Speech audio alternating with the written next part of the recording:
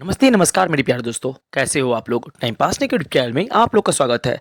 मैं आशा करता हूँ कि आप लोग अच्छे होंगे और अपनी तैयारी में लगे होंगे। तो चलिए, आज हम देखेंगे सामान्य हिंदी का पार्ट नंबर 60। इससे पहले मैंने इसका पार्ट 1 से लेके पार्ट 59 तक की सबसे सिलेक्टेड, सबसे महत्वपूर्ण टॉपिक्स को पढ़ा चुका हूँ। अगर आपने उन सही वीडियो को नहीं देखा है, तो जाकर उस वीडियो को देख लीजिएगा या फिर आपको डिस्क्रिप्शन में उस सभी वीडियो का प्लेलिस्ट का लिंक मिलेगा, वहाँ जाकर आप सभी वीडियो को देख लीजिएगा। अगर आपने इस पूरे सीरीज़ को शुरू से लेकर अंत तक देख लिया तो मैं आपको यह 500% गारंटी देता हूँ कि आपको हिंदी व्याकरण में कहीं पर भी कोई भी परेशानी नहीं होगी, चाहे आप किसी भी एग्जाम को क्यों ना दे दे। ठीक है, तो चलिए, आज हम देखेंगे इसका पार्ट नंबर 60 और हम इसमें देखेंगे top 25 MCQ type question.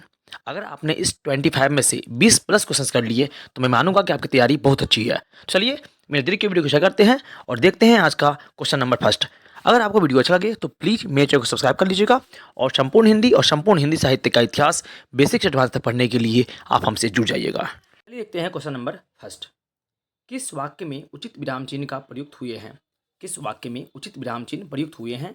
Option एक में क्या तुम कल मुझसे मिल सकोगे, बी में उफ कितनी गर्मी है, सी में अजी क्या ऐसा हो पाएगा और डी में मैंने पूछा क्या बात है।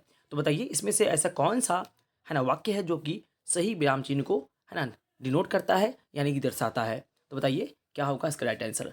तो इसका जो होगा फर्स्ट का आंसर ऑप्शन नंबर डी, मैंने पूछा क्या बात है, ये बिल्कुल सही है। बाकी में कुछ ना कुछ ईडर है। चलिए आगे। क्वेश्चन सेकंड है, तरनी और तरनी शब्द युग्म का सही अर्थ है। तरनी और तरनी शब्द युग्म का सही अर्थ क्या होगा? ए में सूर्य युवती, बी में नाव सूर्य, सी में लहर नाव और डी में सूर्य और नाव। तो बताइए, तरनी और तरनी शब्द में युग्म का सही अर्थ क्या होगा? तो दो का आंसर होगा ऑप्शन नंबर डी, यानी कि इसमें जो पहला वाला जो तरनी है इसका मतलब होता है सूर्य और इसके बाद जो तरनी है इसका मतलब होता है नाव। ठीक है, इस बात को भी याद रखिएगा। चलिए, आप सेकेंड देखिए, क्वेश्चन नंबर 3 क्या बोला गया है। 3 में बोला गया है, राष्ट्र शब्द की भाववाचक संज्ञा कौन सी होगी? राष्ट्र शब्द की भाववाचक संज्ञा कौन सी होगी? ए में राष्ट्रीय, बी में राष्ट्रीयता, सी में सौराष्ट्र, डी में राष्ट्रीय। तो बताइए, इसका आंसर क्या होगा? 3 का राष्ट्र शब्द की भाववाचक संज्ञा कौन सी होगी? 3 का आंसर क्या होगा? 3 का आंसर होगा ऑप्शन नंबर बी, यानी कि राष्ट्रीयता। क्या हो जाएगा? राष्ट्रीयता सही हो जाएगा, ऑप्शन नंबर बी सही हो जाएगा। क्वेश्चन रखते हैं 4 नंबर। चूहे के चाम से नगाड़े नहीं मढ़े जाते का अर्थ है। चूहे के चाम से नगाड़े नहीं मढ़े जाते का अर्थ क्या होगा? ए में सीमित साधनों से बड़े काम नहीं होते, बी में कंजूसी करना, सी में सीमित साधनों से काम चलाना और डी छोटे होकर बड़ा काम करना। तो बताइए क्या होगा इसका राइट आंसर। तो 4 का आंसर होगा ऑप्शन नंबर ए, यानी कि सीमित साधनों से बड़े काम नहीं होते। क्या होगा? ऑप्शन नंबर ए सही हो जाएगा। चलिए, अब है क्वेश्चन नंबर 5। निम्नलिखित में से कौन ट वर्ग में नहीं है? निम्नलिखित में से कौन ट वर्ग में नहीं है? एक में ध, बी में न, सी में ढ और डी में ढ। तो बताइए, इसमें से कौन सा ट वर्ग वर्ग के अंतर्गत नहीं आता है? कौन सा वर्ण? तो 5 का आंसर क्या होगा? 5 का आंसर होगा ऑप्शन नंबर ए, यानी कि ध। जी हाँ, ये तवर्ग वर्ग के वर्ण है। किस वर्ग के? तो तवर्ग वर्ग के। चलिए, इस बात को भी याद रखिएगा। अब नेक्स्ट क्वेश्चन समझते हैं। क्वेश्चन नंबर 6 क्या बोला गया, यहाँ से देखते हैं। क्वेश्चन नंबर 6 बोला गया है, निम्न में से कौन सा शब्द प्रयत्न और उच्चारण के आधार पर व्यंजन का वर्गीकरण नहीं करता, यानी कि नहीं है। निम्न में से कौन सा शब्द प्रयत्न और उच्चारण के आधार पर व्यंजन का वर्गीकरण नहीं है? तो बताइए, ए में उष्म, बी में सघोष, सी में उपक्षित और डी में पार्श्विक। तो बताइए, ऐसा कौन सा इसमें है ना शब्द है जो कि प्रयत्न और उच्चारण के आधार पर व्यंजन का वर्गीकरण नहीं करता या फिर इसके अंतर्गत नहीं आता? तो 6 का आंसर क्या होगा? ये हो जाएगा आपका ऑप्शन नंबर सी, यानी कि उपचित व्यंजन। ठीक है, क्या हो जाएगा? तो उपचित। चलिए आगे। अब उसके बाद क्वेश्चन नंबर 7 शुद्ध वर्तनी वाला शब्द है। आपको बताना है इसमें से कौन सा है ना वर्तनी शुद्ध है। ठीक है, किस शब्द का? ए में अधीन देखिए, बी में, सी में और डी में। सब तो अधीन लिखा है, लेकिन सही में इसका शुद्ध वर्तनी कौन सा है इसमें से? तो 7 का आंसर क्या होगा? ये हो जाएगा बी, यानी कि क्या हो जाएगा? तो 7 का बी हो जाएगा, यानी कि आधीन। ठीक है, इस बात को भी याद रखिए, अधीन नहीं होता, आधीन होता है किसी का। चलिए, अब क्वेश्चन नंबर नेक्स्ट समझते हैं और इंपॉर्टेंट महत्वपूर्ण क्वेश्चन को। जितने भी क्वेश्चन है सब अपने आप में अति महत्वपूर्ण है और एग्जाम में पूछे गए हैं 8 में। उस विकल्प का चयन करें जो दिए गए वाक्य में सर्वनाम के भेद का सही विकल्प है। घनश्याम ने अपने आप कार्यक्रम की पूरी तैयारी कर ली। घनश्याम ने अपने आप कार्यक्रम की पूरी तैयारी कर ली। तो बताइए, इसमें किस प्रकार का है ना सेंटेंस है?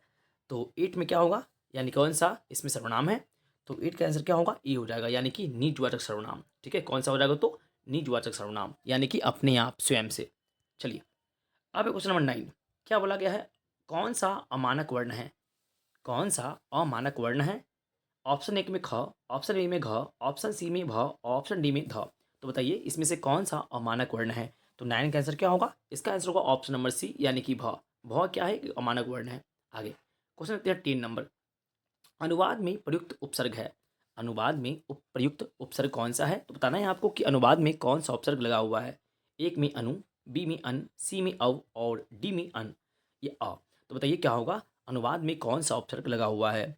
तो 10 का आंसर क्या होगा, इसका राइट आंसर होगा ऑप्शन नंबर ए, यानी कि अनु। ठीक है, अनु।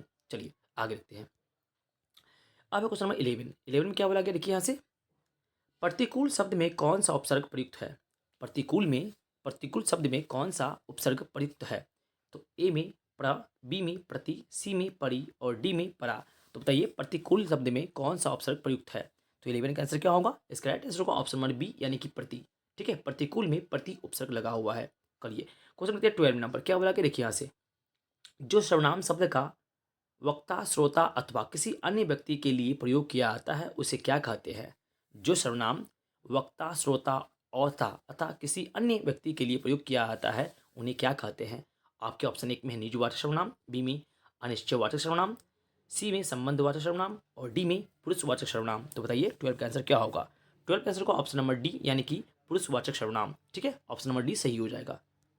चलिए अब देखते हैं क्वेश्चन नंबर 13 में क्या बोला गया, देखिए यहाँ से, क्वेश्चन 13 में है, हथेली पर सरसों जमाना मुहावरे का अर्थ है। हथेली पर सरसों जमाना मुहावरे का अर्थ क्या होगा। ए में असंभव काम करने की कोशिश करना, बी में संभव काम कर दिखाना, सी में संभव न काम न कर दिखाना और डी में असंभव का काम कर दिखाना। तो बताइए क्या होगा इसका राइट आंसर। हथेली पर सरसों जमना क्या होता है इसका मतलब। 13 का आंसर क्या होगा, ये हो जाएगा डी, यानी असंभव काम कर दिखाना। इसका क्या हो जाएगा, ऑप्शन नंबर डी सही हो जाएगा। अब है क्वेश्चन नंबर 14, अंगः का उच्चारण स्थान क्या है। अंगः का उच्चारण स्थान क्या है, एक में नासिकीय, बी में मूर्धन्य, सी में कंठस्थ और डी में कंठ तालव्य। तो बताइए इसका राइट आंसर क्या होगा, अंगः का उच्चारण स्थान क्या होगा। तो 14 का आंसर क्या होगा, ये जाएगा ऑप्शन नंबर ए, यानी कि नासिकीय। जी हाँ, जितने भी है ना कहे तो आपको पंचमाक्षर है। पंचमाक्षर कहने का मतलब क्या, प्रत्येक वर्ग का अंतिम वर्ण, प्रत्येक वर्ग का अंतिम वर्ण, जैसे कह का अंग, च का य, ट का न, त का न और प का म। इन सभी पंचमाक्षर के है ना वर्णों का जो उच्चारण होता है ये होता है नाक से, यानी कि नासिकीय व्यंजन ये। ठीक है, इस बात को याद रखिएगा आप। चलिए आगे क्वेश्चन देखिए 15 नंबर, अंधकार का पर्यायवाची शब्द है। अंधकार का पर्यायवाची शब्द क्या होगा, एक में पंख, बी में घन, सी में तिमिर और डी में आतंक। तो बताइए अंधकार का पर्यायवाची शब्द क्या होगा। तो 15 का आंसर क्या होगा, ये हो जाएगा ऑप्शन नंबर सी, यानी कि तिमिर। तो ऑप्शन नंबर सी सही हो जाएगा, तिमिर हो जाएगा। ठीक है, अंधकार का। चलिए क्वेश्चन देखते हैं 16 नंबर। 16 में क्या बोला गया, देखिए यहाँ से देखते हैं, बुढ़ापा एक प्रकार का अभिशाप है, रेखांकित शब्द की संज्ञा क्या होगी। बुढ़ापा एक अभिशाप है, रेखांकित शब्द की संज्ञा कौन सी है। एक में जातिवाचक, बी में व्यक्तिवाचक, सी में भाववाचक और डी में समूहवाचक। तो बताइए 16 का आंसर क्या होगा। तो 16 का आंसर होगा ऑप्शन नंबर सी, यानी कि भाववाचक। जी हाँ, बुढ़ापा एक अभिशाप है, इसमें जो डार्क है ये आपका बुढ़ापा, ये कौन संज्ञा होगा, ये होगा भाववाचक संज्ञा। ठीक है, भाववाचक संज्ञा सिर्फ महसूस किया जा सकता है ना, इसको हम क्या कर सकते हैं, दिख नहीं सकते, ये आंतरिक रूप से होती है। ठीक है, अब है नेक्स्ट क्वेश्चन 17, बंदौ गुरु पद पदुम परागा सुरुचि सुबास सरस अनुरागा में कौन सा छंद है। क्या है, बंदौ गुरु पद पदुम परागा सुरुचि सुबास सरस अनुरागा में कौन सा छंद है। एक में दोहा, बी में बैरबई, सी में सोठा और डी में चौपाई। तो बताइए क्या होगा इसका राइट आंसर। तो 17 का आंसर क्या होगा, ऑप्शन नंबर क्या हो जाएगा, डी, यानी कि चौपाई। चौपाई के प्रत्येक है ना पद में क्या होती है, 16-16 मात्राएं होती है, इस बात को भी याद रखिएगा। चलिए अब है क्वेश्चन नंबर 18 नंबर, दोषहर्ता में प्रयुक्त है ना प्रत्यय का चयन कीजिए। दोषहर्ता में कौन सा प्रत्यय है आपको बताना है। एक में हर्ता, बी में हर्त, सी में हर और डी में हारी। तो बताइए दोषहर्ता में कौन सा प्रत्यय लगा हुआ है। तो 18 का आंसर क्या होगा, इसका राइट आंसर होगा ऑप्शन नंबर ए, यानी कि हर्ता। जी हाँ, क्या होगा, हर्ता इसका हो जाएगा right answer, option number A सही हो जाएगा। अब है क्वेश्चन नंबर नेक्स्ट समझते हैं यहाँ से, क्वेश्चन 19 में क्या बोला गया, देखिए यहाँ से, पर्ण का तद्भव शब्द है। पर्ण का तद्भव शब्द क्या होगा, एक में पन्ना, बी में पत्रा, सी में पान और डी में पत्र। तो बताइए पर्ण का तद्भव शब्द क्या होगा। तो 19 का आंसर क्या होगा, इसका आंसर होगा ऑप्शन नंबर सी, यानी कि पान। जी हाँ, जो हम पान खाते हैं वही पान की बात कहा गया है। पर्ण मतलब क्या होता है, तो पान होता है। चलिए, यानी कि नील नभस्सर में उतरा, सखी नील नभस्सर में उतरा, यह हंस आहा तीर्ता तीर्ता में रूपक अलंकार का कौन सा प्रकार प्रयुक्त हुआ है। तो बताना है आपको कि ये रूपक अलंकार तो है, लेकिन इसमें किसका कौन सा रूप है। एक में सांग रूपक, बी में परम्परित रूपक, सी में निरंग रूपक और डी में होगा उपयुक्त में से कोई नहीं। तो बताइए 20 में से क्या होगा। 20 का आंसर होगा ऑप्शन नंबर ए, यानी कि सांग रूपक। ठीक है, ऑप्शन नंबर ए सही हो जाएगा। चलिए, अब देखते क्वेश्चन नंबर 21, क्या बोला गया है, इनमें से किस शब्द की वर्तनी शुद्ध है। इनमें से किस शब्द की वर्तनी शुद्ध है। आपके ऑप्शन एक में देखिए, बी में, सी में और डी में। सब में तिरस्कार लिखा है, लेकिन इसका सही वर्तनी कौन सा होगा। 21 का क्या हो जाएगा, ऑप्शन नंबर सी, यानी कि तिरस्कार। देखिए इस टाइप को हम, है ना, सही मानेंगे। यह शुद्ध वर्तनी है तिरस्कार का। चलिए, अब आगे समझते हैं नेक्स्ट क्वेश्चन नंबर 22 नंबर, क्या बोला गया, देखिए यहाँ से, तालव्य स्व ध्वनि का उच्चारण स्थान क्या है। तालव्य स्व ध्वनि का उच्चारण स्थान क्या है, एक में कंठ, बी में मूर्धन्य, सी में तालव्य और डी में दंत्य। तो बताइए तालव्य स्व ध्वनि का उच्चारण स्थान क्या होगा। 22 का आंसर क्या होगा, ऑप्शन नंबर सी, यानी कि तालव्य। ठीक है, चलिए ऑप्शन नंबर सी सही हो जाएगा। Question number 23 number, Shri Kamta Prasad Guru के अनुसार विराम चिन्हों को किस भाषा से लिया हुआ माना जाता है। श्री कामता प्रसाद गुरु के अनुसार विराम चिन्हों को किस भाषा से लिया हुआ माना जाता है। एक में अंग्रेजी, बी में अरबी, सी में फ्रेंच और डी में चीनी। तो बताइए क्या होगा इसका राइट आंसर। 23 का आंसर क्या होगा, ए हो जाएगा ऑप्शन नंबर, क्या तो ए हो जाएगा, यानी कि अंग्रेजी। जी हाँ, है ना, कामता प्रसाद गुरु ने, है ना, विराम चिन्ह को हिंदी में अंग्रेजी भाषा से लिया है, इस बात को भी याद रखिएगा। चलिए, और कुल विराम चिन्हों की संख्या कितनी है, 20 है। ठीक है, मुख्य रूप से 24 का।